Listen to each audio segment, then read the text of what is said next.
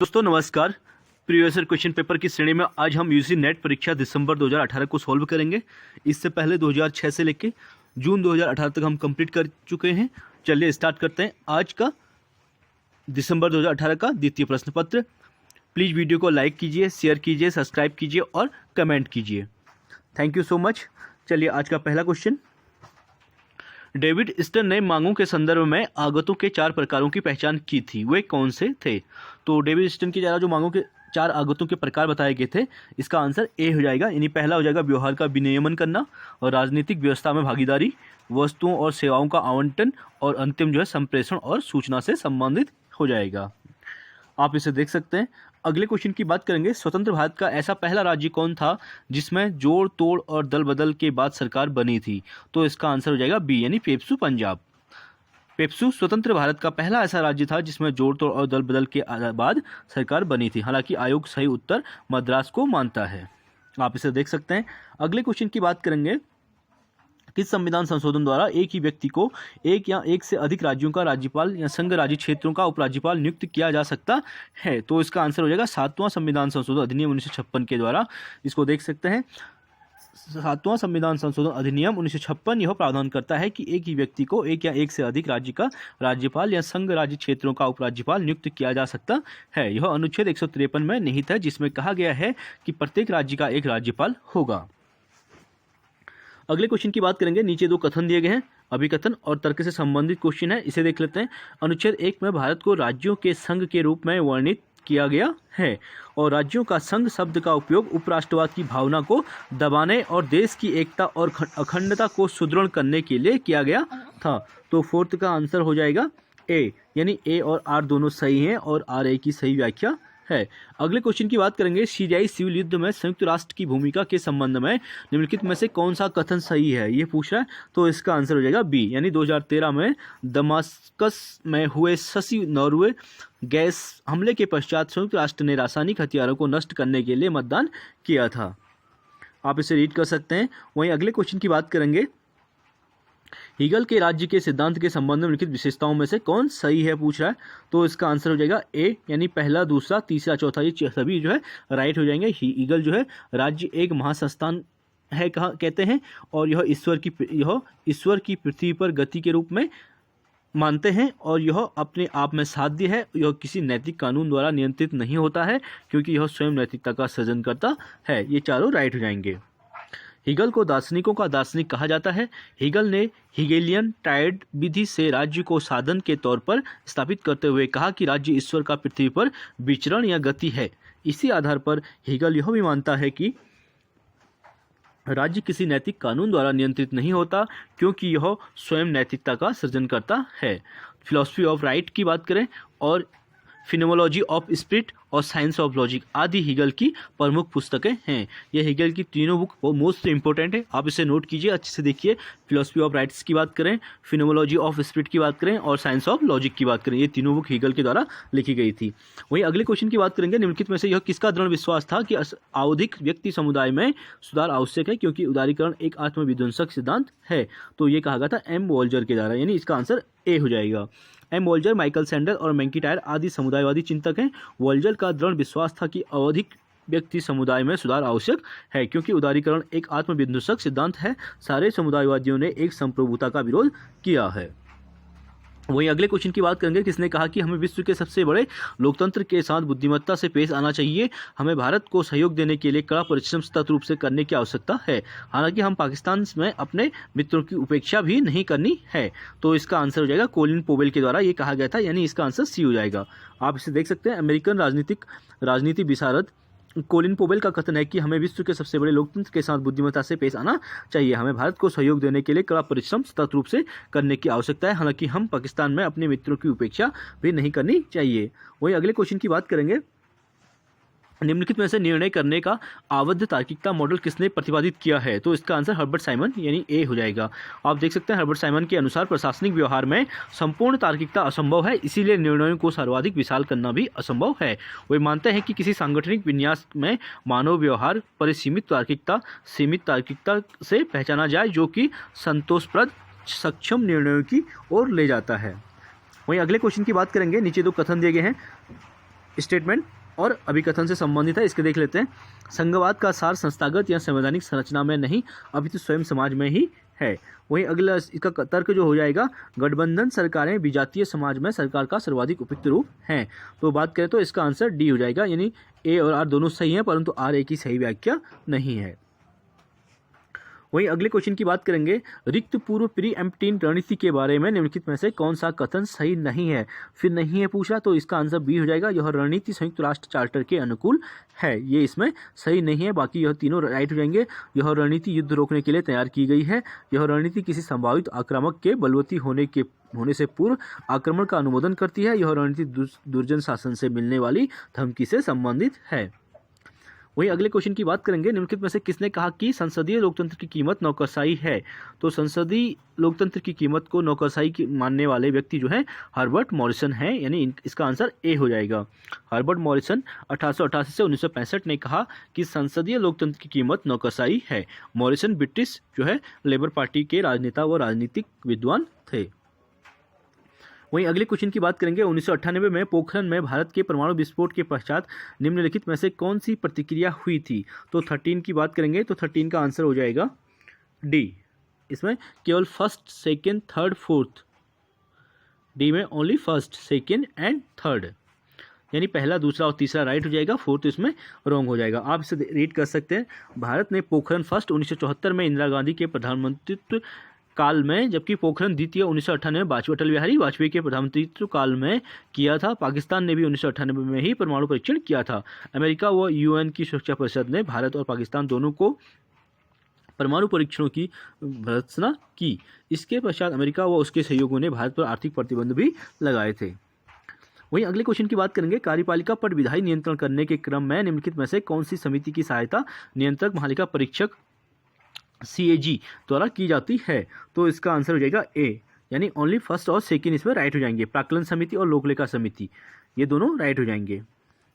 आप इसे देख सकते हैं, कार्यपालिका पर विधायी नियंत्रण करने के क्रम में प्राक्कलन समिति जो है जिसमें वर्तमान में 30 सदस्य होते हैं, और लोकलेखा समिति की बात करें जिसमें 22 सदस्य होते हैं, और 15 लोकसभा के और 7 राज्यसभा के, की सहायता से नियंत्रक महालेखा परीक्षक CAG द्वारा की जाती है। अगले क्वेश्चन की बात करेंगे, रूसो की सामान्य इच्छा जनरल विल का अर्थ पूछ रहा है। तो इसका आंसर यथार्थ इच्छा यानी सी हो जाएगा। रूसो प्रमुख संविदावादी दार्शनिकों में से एक है। उसने इच्छा को 2 भागों में रियल विल और एक्चुअल विल में बांटा है। तो रियल विल यथार्थ इच्छा को उसने सामान्य इच्छा की संज्ञा दी है। अगले क्वेश्चन की बात करेंगे, जॉन रॉल्स के वेल ऑफ इग्नोरेंस की धारणा का आशय निम्नलिखित में से क्या नहीं है। तो क्या नहीं है पूछ रहा है, तो इसका आंसर ए हो जाएगा, दल उनके अच्छे की अवधारणा जानते हैं। ये इसमें राइट हो जाएगा। आप देख सकते हैं, जॉन रॉल्स 1921 से 2002 20वीं शताब्दी के महान नैतिक विचारक व अमेरिकी उदारवादी दार्शनिक थे। उन्होंने अपनी पुस्तक और थ्योरी ऑफ जस्टिस 1971 में न्याय की अवधारणा को प्रतिपादित करते हुए वेल ऑफ इग्नोरेंस की धारणा विकसित की। हालांकि इसका आशय ये नहीं कि दल उनके अच्छे की अवधारणा जानते हैं। वहीं अगले क्वेश्चन की बात करेंगे, निम्नलिखित में से कौन से सही हैं पूछा। 17 की बात करेंगे, तो स्विट्जरलैंड के फेडरल काउंसिलर पर महाभियोग चलाया जा सकता है। और अगला है, तो अमेरिकन कांग्रेस के संयुक्त सत्रों की अध्यक्षता उपराष्ट्रपति करते हैं। भारत के राष्ट्रपति ने भारतीय संसद को एक बार संदेश भेजा, और ब्रिटेन के प्रधानमंत्री सिविल सेवाओं और सरकारी एजेंसियों के प्रचलन की निगरानी करते हैं। तो इसका आंसर सी हो जाएगा, केवल दूसरा और चौथा इसमें राइट हो जाएंगे, यानी दूसरा और चौथा इसमें राइट हो जाएंगे, पहला और तीसरा रॉन्ग हो जाएगा। आप देख सकते हैं इसको। अगले क्वेश्चन की बात करेंगे, इसे एक्सप्लेनेशन इसका रीड कर सकते हैं आप लोग।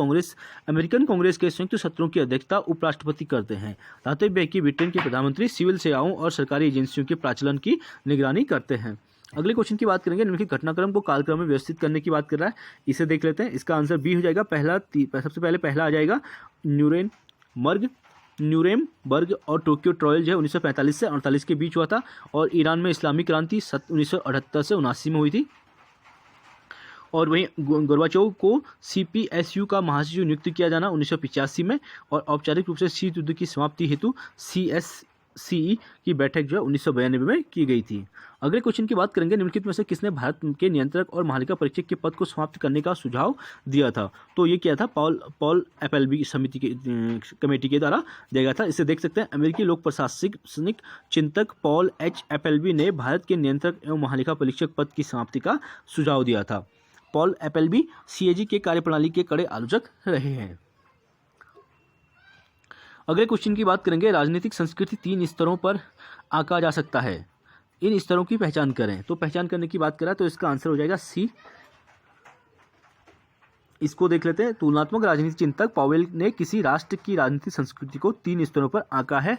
उसमें पहला हो जाएगा राजनीतिक व्यवस्था स्तर, दूसरा प्रक्रिया स्तर और तीसरा नीति स्तर। अगले क्वेश्चन की बात करेंगे, निम्नलिखित में से यह किसका कथन है कि राजनीतिक व्यवहार का अर्थ बौद्धिक प्रवृत्ति तथा ठोस शैक्षणिक आंदोलन दोनों है। तो इसका आंसर हो जाएगा बी यानी डेविड ईस्टन हो जाएगा। उत्तर व्यवहारवाद के प्रेरणा एवं राजनीतिक व्यवस्था सिद्धांत के अंतर्गत आगत निर्गत प्रणाली के प्रतिपादक डेविड ईस्टन का कथन है कि राजनीतिक व्यवहार का अर्थ बौद्धिक प्रवृत्ति तथा ठोस शैक्षणिक आंदोलन है। अगला क्वेश्चन है, अमेरिका में द बिल ऑफ राइट्स पहले 10 संशोधन में अन्य बातों के साथ साथ निम्नलिखित में से कौन सम्मिलित है। तो 22 का आंसर ए हो जाएगा।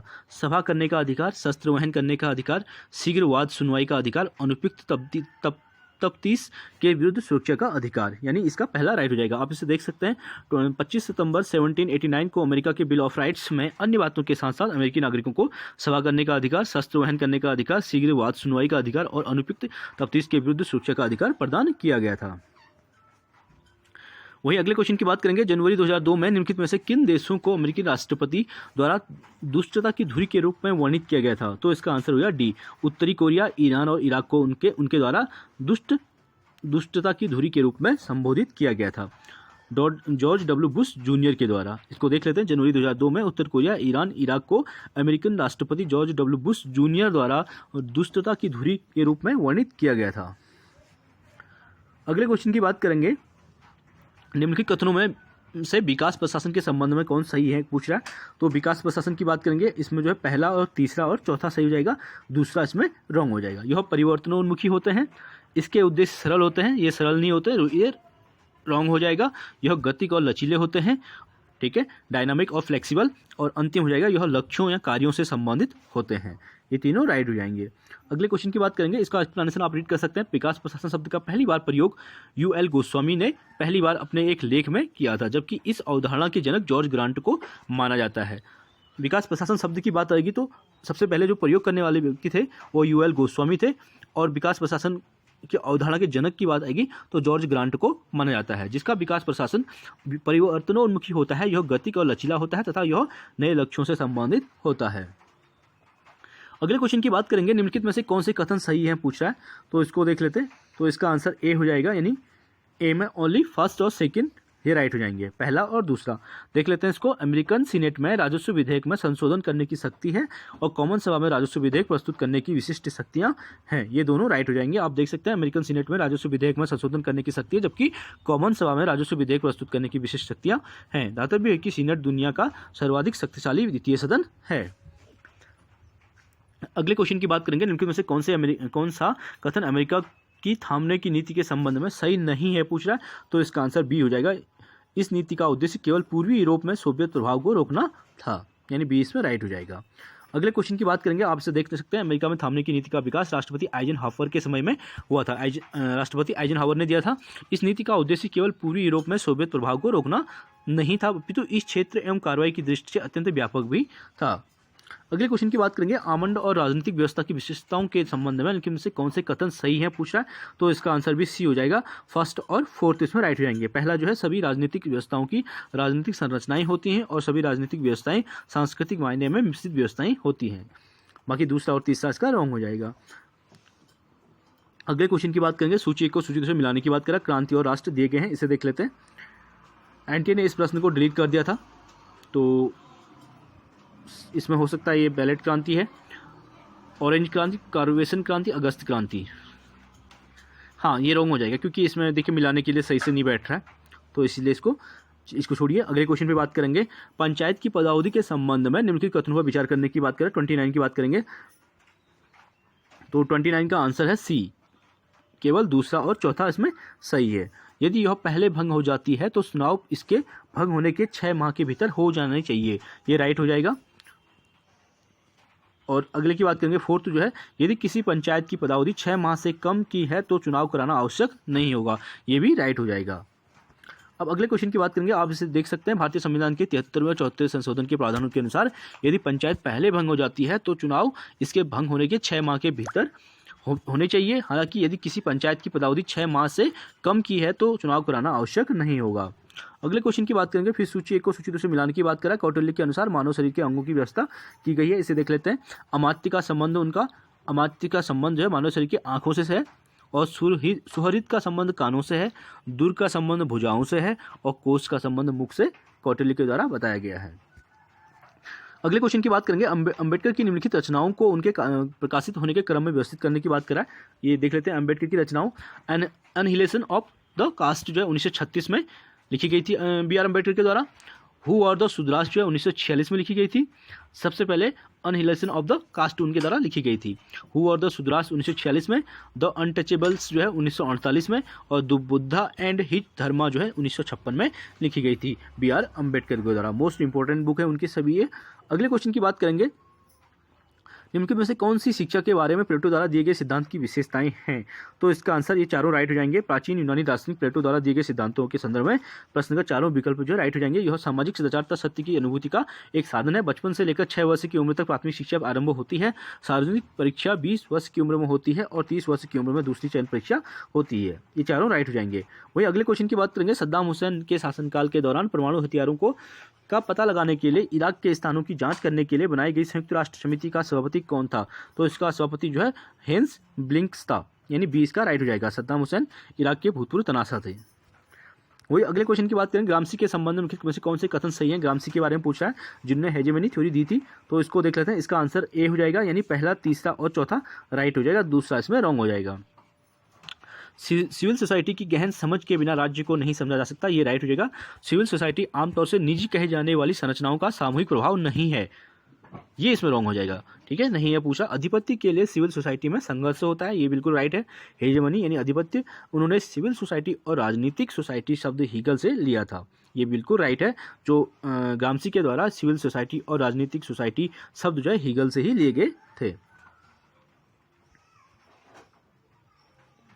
अगले क्वेश्चन की बात करेंगे, आप इसे देख सकते हैं। इटालियन चिंतक एंटोनियो ग्रामसी को प्रमुख नव मार्क्सवादी चिंतक माना जाता है। ग्रामसी की प्रमुख रचना द प्रिजन नोटबुक के नाम से जानी जाती है। उसने कभी नहीं कहा कि आधिपत्य के लिए सिविल सोसाइटी में संघर्ष होता है।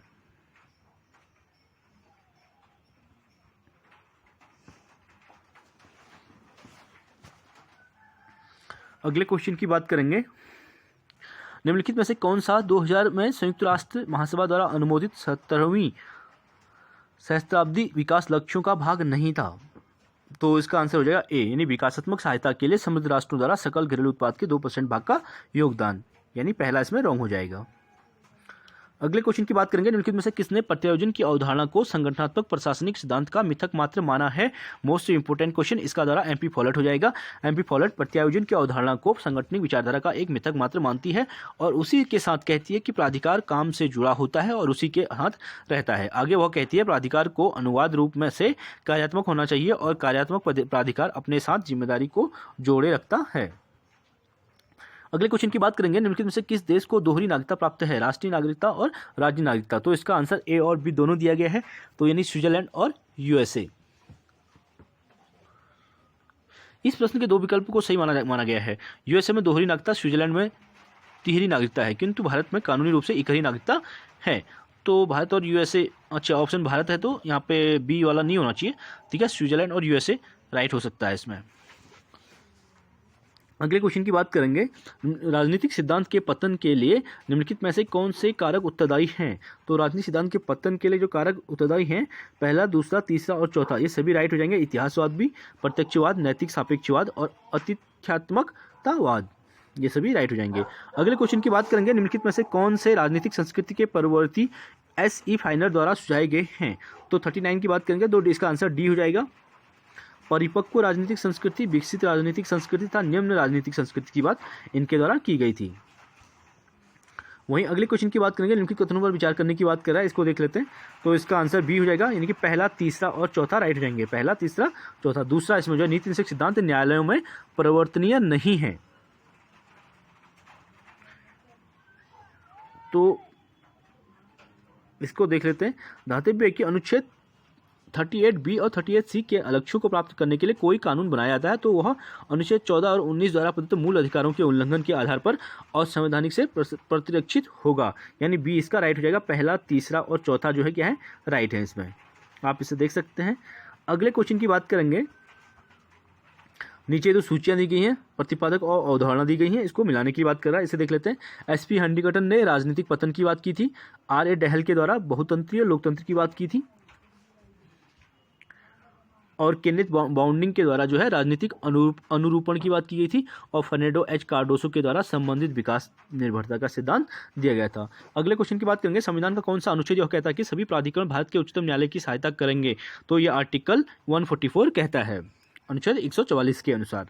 अगले क्वेश्चन की बात करेंगे। उपनिवेशी शासन में निम्नलिखित में से कौन नौकरशाही का कौन सा प्रकार पाया जाता है? तो इसमें डी है शासकीय नौकरशाही। अगले क्वेश्चन की बात करेंगे। अरस्तु के अनुसार निम्नलिखित में से कौन सी विशेषताएं एथेंस का नागरिक बनने की आवश्यकताओं को पूरा नहीं करता है? तो नहीं पूछ रहा है। प्रश्नगत समस्त विकल्प सत्य हैं, ये सभी राइट हो जाएंगे इसमें। किसी विशेष स्थान का निवासी, वाद चलाने और परिवादी बनने का अधिकार, वे जो मताधिकार से वंचित या देश से निर्वासित हैं, और किसी नागरिक के वंशज, ये चारों राइट हो जाएंगे। अगले क्वेश्चन की बात करें। सूची 1 को सूची 2 से मिलाने की बात कर रहा है, इसे देख लेते हैं। 45 का क्वेश्चन का आंसर जो हो जाएगा।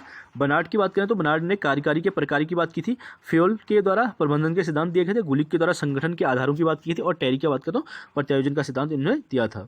वहीं अगले क्वेश्चन की बात करेंगे। निम्नलिखित में से कौन सा कथन सही नहीं है पूछ रहा है? तो 46 का आंसर ए हो जाएगा। उनका विचार था कि आत्मनिर्णय तथा राज्य का दर्जा प्रदान करने की अनुमति नहीं दी जानी चाहिए, नहीं दी जा सकती, यानी ये रॉन्ग इसमें हो जाएगा। अगला क्वेश्चन है। सूची 1 को सूची 2 से मिलाने की बात करा, फिर इसे देख लेते हैं। एल्टन म्यो के द्वारा, बहुत बार रिपीट हुआ है question, most important. Elton Mayo के द्वारा मानव संबंध सिद्धांत दिया गया था। हेनरी फ्योल की बात करें, संगठन का शास्त्रीय सिद्धांत दिया गया था, और निकोलस हेनरी के द्वारा नवलोक प्रबंधन की बात की गई थी। FW टेलर का वैज्ञानिक प्रबंधन सिद्धांत दिया गया था। अगला क्वेश्चन है। ब्रिटिश सिविल सर्विस के लिए यूनिफाइड ग्रेडिंग स्ट्रक्चर की अनुशंसा किस समिति ने की थी? तो इसका आंसर हो जाएगा सी, यानी फुल्टन कमेटी के द्वारा। फुल्टन कमेटी रिपोर्ट 1968 द्वारा ब्रिटेन की सिविल सेवा में यूनिफाइड ग्रेडिंग स्ट्रक्चर की सिफारिश की गई थी। अगले क्वेश्चन की बात करेंगे। निम्नलिखित में से कौन सा कथन सही नहीं है पूछ रहा है? तो 49 की बात करेंगे। 49 का आंसर हो जाएगा ए। इसमें ए सही नहीं है। आदर्शवाद उदारवाद के साथ सह विस्तृत है। आदर्शवाद उदारवाद से बहुत पुरानी अवधारणा है, ये इसमें सही नहीं है। बाकी तीनों राइट हो जाएंगे। आदर्शवादी उपागम का लक्ष्य अंतर्राष्ट्रीय कानून द्वारा अंतर्राष्ट्रीय व्यवस्था में सुधार करना है, और आदर्शवादी अनिवार्यतः उदार अंतर्राष्ट्रीयवाद का एक परिवर्ती रूप है। आज का अंतिम क्वेश्चन। निम्नलिखित में से किसने उच्चतम न्यायालय को प्राप्त अत्यधिक शक्तियों और सीमित जवाबदेही के कारण गहन विरोधाभासपूर्ण संस्थान कहकर उच्चतम न्यायालय की आलोचना की थी? ये प्रताप बी मेहता के द्वारा की गई थी। प्रसिद्ध भारतीय अकादमिशियन प्रताप भानु मेहता, जिनका जन्म 1967 में हुआ था, उच्चतम न्यायालय को प्राप्त अत्यधिक शक्तियां और सीमित जवाबदेही के कारण गहन विरोधाभासपूर्ण संस्थान कहकर इसकी आलोचना की गई थी। चलिए फ्रेंड्स, आज के लिए इतना काफ़ी। बाकी 51 से हम नेक्स्ट वीडियो में करेंगे, क्योंकि वीडियो बहुत लंबी हो जाती है। इसीलिए प्लीज़ आप लोग वीडियो को लाइक कीजिए, शेयर कीजिए, सब्सक्राइब कीजिए, और प्लीज़ कमेंट जरूर कीजिएगा, ताकि हमें मोटिवेशन मिले। आप फीडबैक जरूर दीजिए। Thank you so much.